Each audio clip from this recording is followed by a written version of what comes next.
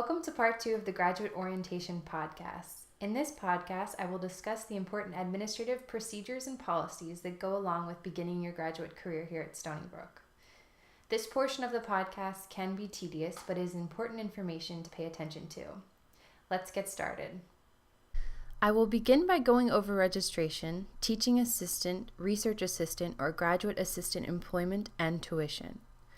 All of these sections will discuss tasks that need to be completed using the Student Online Access to Records account, or SOLR. Your student ID number is the logon for SOLR, and instructions for your first logon and setting up your password can be found at this website. You should have received your student ID number in the emails received from the graduate school during the admissions process. When you first get to campus, there are several important dates one should be aware of. These dates affect both your registration and your bill. Each semester has a different set of dates that are presented on the university's website under the Calendars tab in the top right section. Once on the University Calendars page, you should then click on Academic Calendars by semester under the Academic Calendars section for the easiest access to important dates.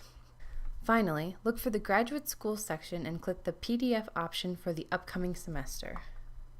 One important date to look for is the first day of Monday-Friday classes. This is when late registration officially begins. You must enroll in at least one course before this date in order to avoid a $50 fee. You do not need to be fully registered by this date, but you need to be registered for at least one course before the first day of classes.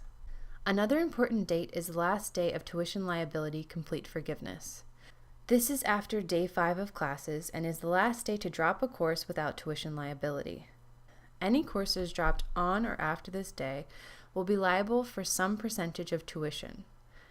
The schedule for tuition liability percentages can be found on the PDF of the Graduate School Academic Calendar I mentioned earlier, or on the Bursars page at this link. Another important date is the last day to swap one course for another without a petition. If you miss this date, usually day 10 or 11 of classes, you can still swap, drop, or add a course for one more week. However, in order to change a course after this point, you must petition the graduate school. Petition swaps cannot be processed online. Courses can be swapped, added, or dropped via petitions for one extra week. Additionally, the last day of swaps week, usually the Monday of the 4th week of school, is Snapshot Day, or day 15 of classes. On this day, registration is frozen. If you are receiving financial aid or a tuition scholarship, or for some reason need to maintain full-time student status, you must be completely registered for a full-time graduate course load by Snapshot Day. Eligibility for financial aid, TA support, tuition scholarships, etc. are finalized by day 15. So how many credits equals full-time? At Stony Brook, all graduate students are assigned a G level based on how far along in their career they are and whether they are a master's or doctoral student. This G level determines how many credits of graduate courses you need to register for in order to be considered full-time. All entering students with less than 24 grad level credits should register for 12 credits to be considered full-time. A grad level course is one that is listed in the course listings with a number of 500 or greater.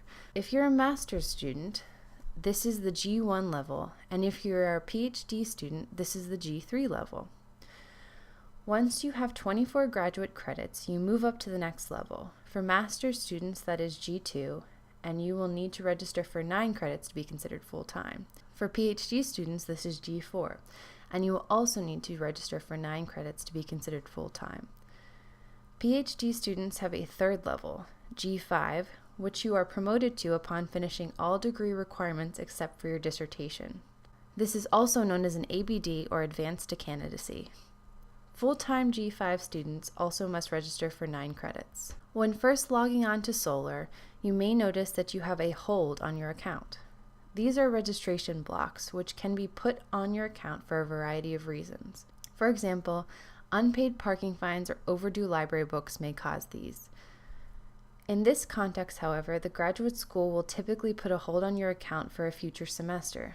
That is, not the current semester, if they are waiting for a document.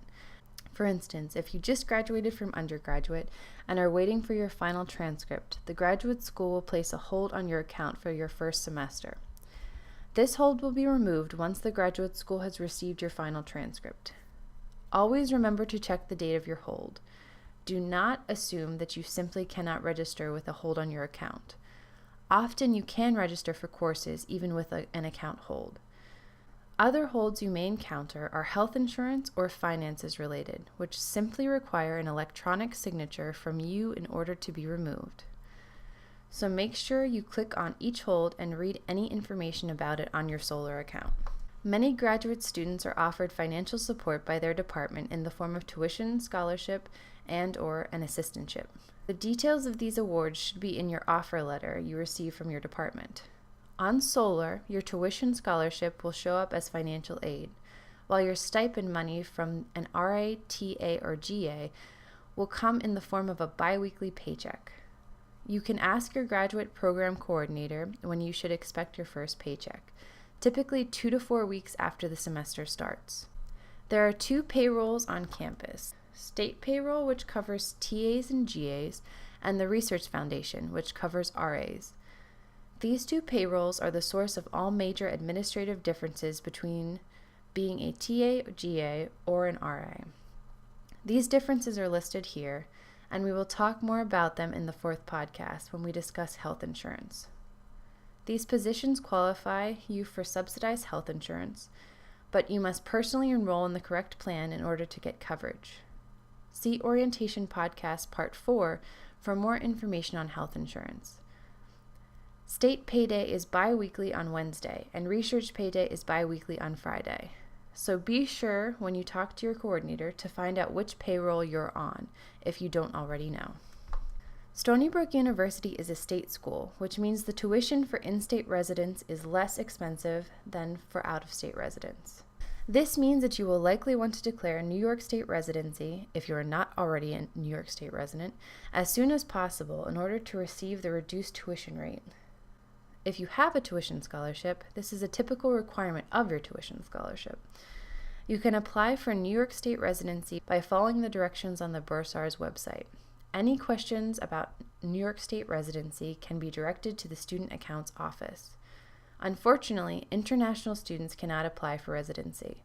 Only U.S. citizens and permanent residents who are moving to New York from another state in the United States. Finally, if you've come to Stony Brook without support but wish you had some, there are various opportunities on campus for employment, including hourly wage jobs and GA positions in various offices on campus, even at the graduate school. You can find on-campus jobs through the University Career Center's website and their job database, ZebraNet.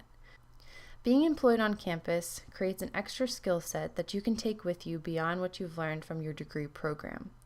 Furthermore, it's convenient because you are likely to be on campus most of the day anyway. Be sure to give the options available on ZebraNet a look if you are considering extra employment while attending graduate school. That's it for Podcast 2. In Podcast 3, I will discuss student accounts, paying tuition, and financial aid in more detail. I'll see you there.